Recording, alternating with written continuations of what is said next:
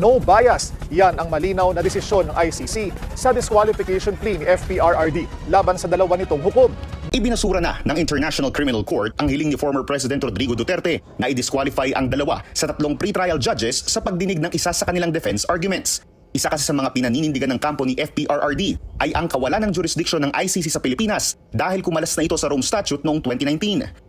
Sa application na isinumite ng kampo ni Duterte, hindi raw dapat isama sina Judge Alapini Ganso at Judge Flores sa pagdinig ng depensang ito dahil meron umano agad silang firm opinion hinggil dito kahit wala pang nagaganap na opisyal na pagdinig. Sagot naman ng ICC, walang sapat na basihan para sabihing biased ang dalawang hukom.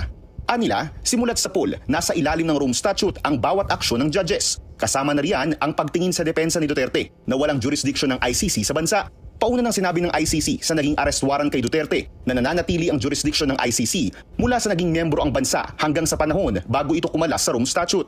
Kaya ilan sa mga kasong hinaharap ng dating Pangulo ang mga nangyari umanong extrajudicial killings ng tinatawag na Davao Death Squad at ang madugong war on drugs sa bansa noong naupo siya bilang Pangulo.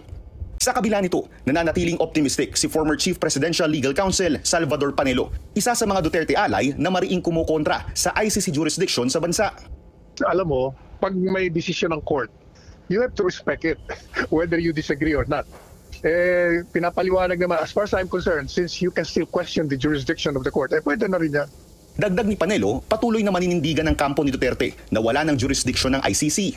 Sa mga statement ng Secretary of Justice natin, hindi tayo papayag. No, yung mga sinasabi niya na pag itong ICC pumasok, ay kailangan dumaan sila sa proseso natin. Ibig sabihin, dadaan ka sa local courts. Hindi nila sinunod lahat yun.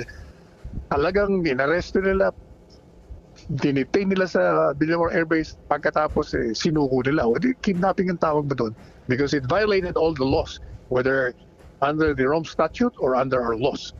Nakatakdang isagawa ang pre-trial ni FPRRD sa Setyembre. Dito kukumpirmahin ng korte kung mayroong sapat na basihan ang crimes against humanity charges na hinaharap ng dating Pangulo